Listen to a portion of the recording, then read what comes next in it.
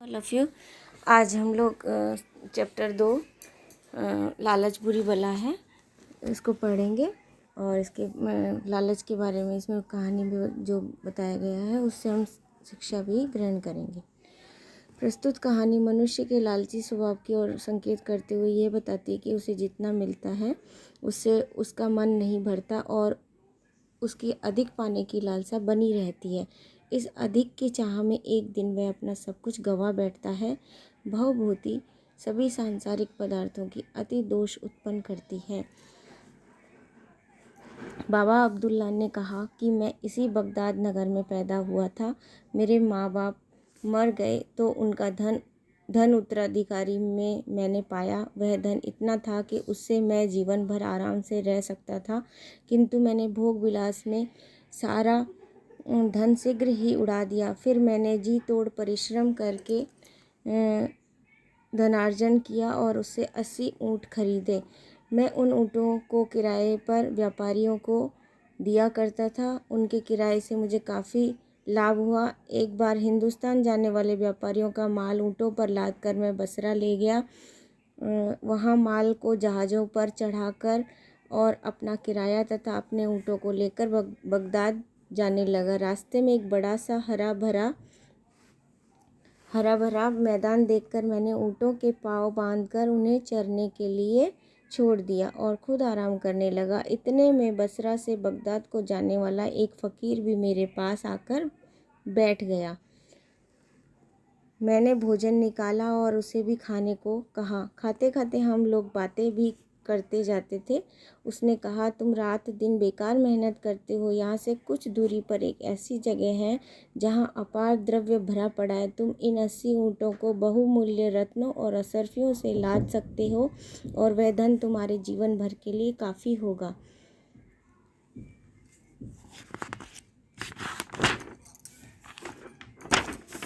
मैंने यह सुनकर उसे गले लगाया और यह जानना चाहा कि वह इससे कोई स्वार्थ सिद्ध तो नहीं करना चाहता है।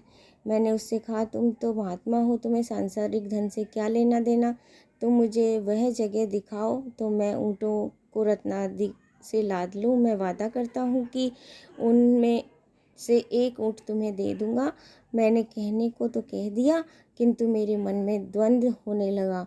कभी सोचता कि बेकार ही एक ऊँट उसे देने को कहा, कभी सोचता कि क्या हुआ, मेरे लिए 79 ऊँट ही बहुत है। वह फ़कीर मेरे मन के द्वंद्व को समझ गया और उसने मुझे पाठ पढ़ाना चाहा और बोला, एक ऊँट को लेकर मैं क्या करूँगा। मैं तुम्हें इस शर्त पर वह जगह दिखाऊँगा कि तुम खजाने से लदे अपने ऊँटों में से आधे ऊँट मुझे दे दोगे। अब तुम्हारी मर्जी है, तुम खुद ही सोच लो कि 40 ऊँट क्या तुम्हारे लिए कम है। मैंने विवशता में उसकी बात स्वीकार कर ली। मैंने यह भी सोचा कि 40 ऊँटों पर लादा गया धन ही मेरी कई पीढ़ियों के लिए काफ़ी होगा। हम दोनों एक अन्य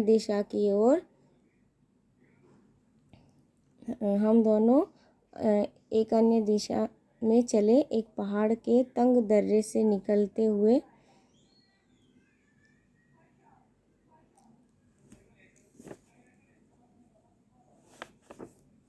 हम लोग पहाड़ों के बीच एक खुले स्थान में पहुँचे। वह जगह बिल्कुल सुनसान थी। फ़कीर ने कहा, ऊँटों को यहीं बिठा दो और मेरे साथ आओ। मैं ऊँटों को बिठाकर उसके साथ गया। कुछ दूर जाकर फ़कीर ने सूखी लकड़ियाँ जमा करके चकमक पत्थर एक प्रकार का पत्थर होता है जिससे चिंगारी निकलकर आग जलाई जा सकती है। पत्थर से आग निकाली और लकड़ियों को सुलगा दिया। आग जलने पर उसने अपनी झोली में से एक सुगंधित द्रव्य निकालकर आग में डाला। उसमें धुएं का जबरदस्त बादल उठा और वह एक और चलने लगा। कुछ दूर जाकर वह बादल फट गया और उसमें से एक बड़ा सा टीला दिखाई दिया। जहाँ हम थे वहाँ से टीले तक एक रास्ता भी बन गया। हम दोनों उसके पास पहुँचे तो टीले में एक द्वार दिखाई दिया। द्वार से आगे बढ़ने पर एक बड़ी गुफा मिली जिसमें जिन्नों का बनाया हुआ एक भव्य भवन दिखाई दिया। वह भवन इतना भव्य था कि मनुष्य उसे बना ही नहीं सकते थे। हम लोग उसके अंदर गए तो देखा कि उसमें असीम द्रव्य भरा हुआ था। द्रव्य मतलब संपत्ति, पैसे की असरफियाँ और बहुत सारी तरह तरह की चीज़ें थी उसमें। अशर्फियों के एक ढेर को देखकर मैं उस पर ऐसे झपटा जैसे किसी शिकार पर शेर झपटता है। मैंने ऊँटों की खुर्जियों में अशर्फियाँ भरनी शुरू कर दी। खुर्जियाँ एक प्रकार की बड़े बड़े थैले, बोरी टाइप के थैले होते हैं, उसको खुर्जियाँ कहते हैं, भरनी शुरू की। फ़कीर भी द्रव्य संग्रह करने लगा, किंतु वह केवल रत्नों को ही भर रहा था। और उसने मुझे भी अशर्फियों को छोड़कर केवल रत्न उठाने को कहा। मैं भी ऐसा ही करने लगा और हम लोगों ने सारी खुर्जियाँ बहुमूल्य रत्नों से भर ली। मैं बाहर जाने ही वाला था कि फ़कीर एक अन्य कमरे में गया और मैं भी उसके साथ चला गया। उसमें भांति भांति की स्वर्ण निर्मित वस्तुएं रखी थी। फ़कीर ने सोने की एक संदूकची खोली, उसमें से लकड़ी की एक डिबिया निकाली और उसे खोलकर देखा। उसमें एक प्रकार का मरहम रखा हुआ था। उसने डिबिया बंद करके अपने जेब में रख ली। फिर उसने आग जलाकर उसमें सुगंधित द्रव्य डाला और मंत्र पढ़ा, जिससे वह महल, गुफा एवं टीला सभी गायब हो गए जो उसने मंत्र बल से पैदा किए थे। अब हम लोग उसी मैदान में आ गए जिसमें मेरे ऊँट बंधे हुए थे। हमने सारे ऊँटों को खुर्जियों से लादा और वादे के अनुसार आधे आधे ऊँट बांटकर उस तंग दर्रे से निकले जहाँ से होकर आए थे। बसरा और बगदाद की मार्ग पर पड़ने वाले मैदान में पहुंचकर मैं अपने 40 ऊँट लेकर बगदाद की ओर चला और फ़कीर 40 ऊँट लेकर अपने बसरा की ओर चला।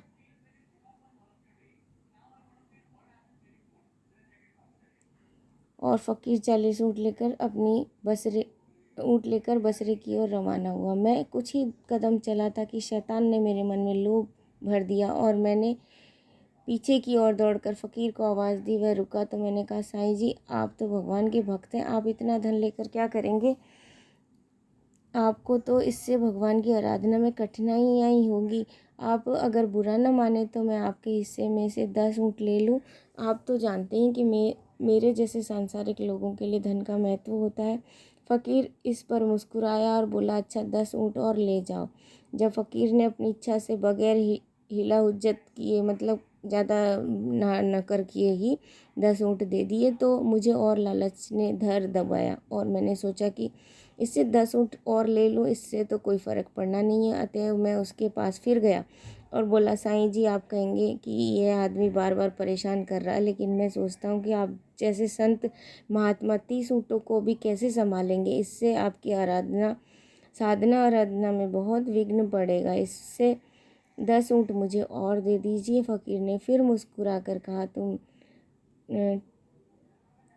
ठीक कहते हो, मेरे लिए 20 ऊँट ही काफ़ी है, तुम 10 ऊँट और ले लो।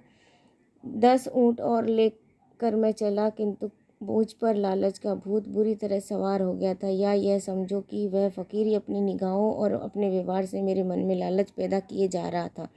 मैंने अपने रास्ते से पलटकर पहले जैसी बातें कहकर 10 और ऊँट उससे मांगे और उसने हंसकर यह बात स्वीकार कर ली और 10 ऊँट अपने पास रखकर 10 ऊँट मुझे दे दिए। किंतु मैं अभागा इतने में भी संतुष्ट न हुआ। मैंने बाकी 10 ऊँटों का विचार अपने मन में निकालना चाहा, किंतु मुझे उनका ध्यान बना रहा। मैं रास्ते से लौटकर एक बार फिर उस फ़कीर के पास गया और बड़ी मिन्नतें करके बाकी के ऊँट भी उससे मांगे। वह हंसकर बोला, भाई तेरी तो नीयत ही नहीं भरती। भाई तेरी तो नीयत ही नहीं भरती।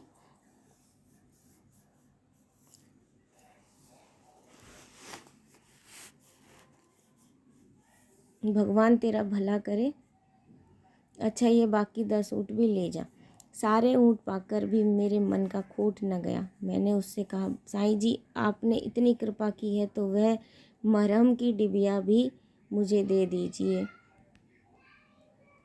जो आपने जिन्नों के महल से उठाई थी। उसने कहा, मैं ये डिबिया नहीं दूंगा। अब मुझे उसका लालच हुआ। मैं फ़कीर से उसे देने के लिए हुज्जत करने लगा, मतलब चिक चिक करने लगा, भाई दे दो करके रिक्वेस्ट करने लगा बार बार करके। मैंने मन में निश्चय कर लिया था कि यदि फ़कीर ने अपनी इच्छा से वह डिबिया नहीं दी तो मैं ज़बरदस्ती करके उससे डिबिया ले लूँगा। मेरे मन की बात को जानकर फ़कीर ने वह डिबिया भी मुझे दे दी और कहा, तुम डिबिया ज़रूर ले लो, लेकिन यह ज़रूरी है कि तुम इस मरहम की विशेषता समझ लो। अगर तुम इसमें से थोड़ा सा मरहम अपनी बाईं आँख में लगाओगे तो तुम्हें सारे संसार के गुप्त कोश दिखाई देने लगेंगे।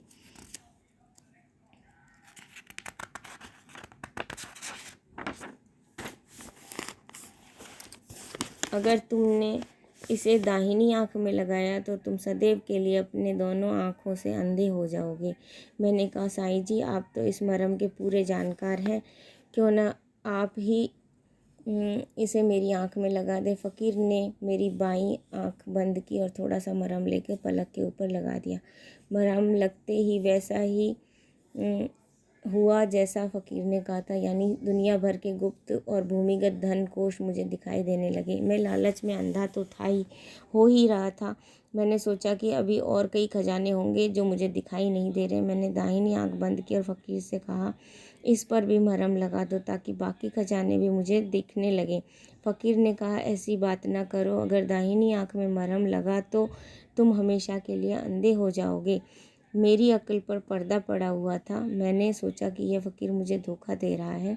यह भी संभव है कि दाहिनी आँख में मरहम लग जाने से मुझे उस फ़कीर की शक्तियों के रहस्य मालूम हो जाए। वह फ़कीर बार बार कहता था कि यह मूर्खता भरी जिद छोड़ो और मरहम को दाईं आँख में लगवाने की बात ना करो, किंतु मैं यही समझता रहा कि वह स्वार्थवश ही मेरी दाईं आँख में मरहम नहीं लगा रहा है। उसने मुझसे कहा, भाई तू क्यों जिद कर रहा है? मैंने तेरा जितना लाभ कराया है, क्या उतनी ही हानि मेरे हाथों से उठाना चाहता है?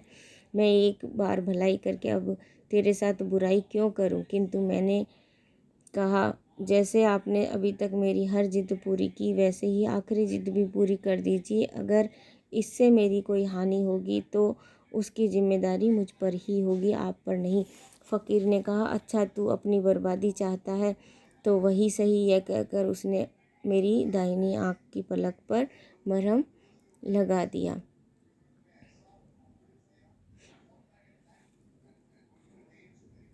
फ़कीर ने कहा, अच्छा तू अपनी बर्बादी चाहता है तो यही सही। यह कहकर उसने मेरी दाहिनी आँख पर पलक पर उस मरहम को लगा दिया। मरहम लगते ही मैं बिल्कुल अंधा हो गया। मुझे अपार दुख हुआ और मुझे अपनी मूर्खता भी याद न रही। मैंने फ़कीर को भला बुरा कहना शुरू किया और कहा, अब यह सारा धन मेरे किस काम का? तुम मुझे अच्छा कर दो और मेरे अपने हिस्से के 40 ऊँट लेकर चले जाओ। उसने कहा, अब कुछ भी नहीं हो सकता, मैंने तुम्हें पहले ही चेतावनी दी थी। मैंने उससे बहुत अनुनय विनय की और बोला, मैंने तो तुम्हारी भलाई का भरसक प्रयत्न किया था और तुम्हें हमेशा सत परामर्श ही दिया था, किंतु तुमने मेरी बातों को कपटपूर्ण समझा और गलत बातों के लिए जिद की। अब जो कुछ हो गया वह मुझसे ठीक नहीं हो सकता। तुम्हारी दृष्टि कभी वापस नहीं लौटेगी। मैंने उससे गिड़गिड़ा कर कहा, साईं जी,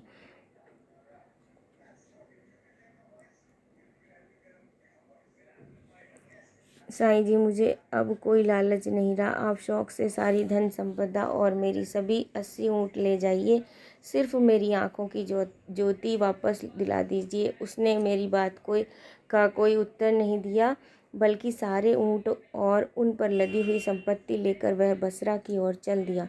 ऊँटों के चलने की आवाज़ सुनकर मैं चिल्लाया, साईं जी, इतनी कृपा तो कर दीजिए कि इस जंगल में इसी दशा में ना छोड़िए, अपने साथ मुझे ले चलिए। रास्ते में कोई व्यापारी बगदाद जाता हुआ मिलेगा तो मैं उसके साथ हो लूँगा। किंतु उसने मेरी बात न सुनी और चला गया।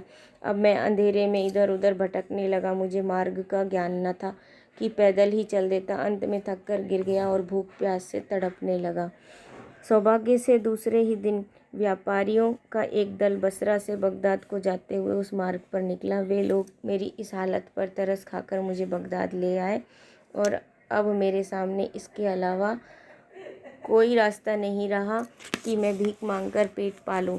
मुझे अपनी लालच और मूर्खता का इतना खेद हुआ कि मैंने कसम खा ली कि किसी भी किसी से भी भीख नहीं लूँगा। उसकी दर्द भरी कहानी सुनकर खलीफा ने कहा, तुम अपनी हालत के लिए खुद जिम्मेदार हो, अल्लाह तुम्हें माफ़ करे। अब तुम जाकर सारी भिक्षुक मंडली को अपना वृत्तांत बताओ, यानी अपनी कहानी जो घटना घटित हुई उसको सुनाओ, ताकि सभी को मालूम हो कि लालच का क्या फल होता है। अब तुम भीख मांगना छोड़ दो, मेरे खजाने से तुम्हें हर रोज़ 5 रुपये मिला करेंगे और यह व्यवस्था तुम्हारे जीवन भर के लिए होगी। बाबा अब्दुल्ला ने ज़मीन से सिर लगाकर कहा, सरकार के आदेश का मैं खुशी से पालन करूँगा। यह अलिफ लैला से है, यह चैप्टर जो है यह अलिफ लैला से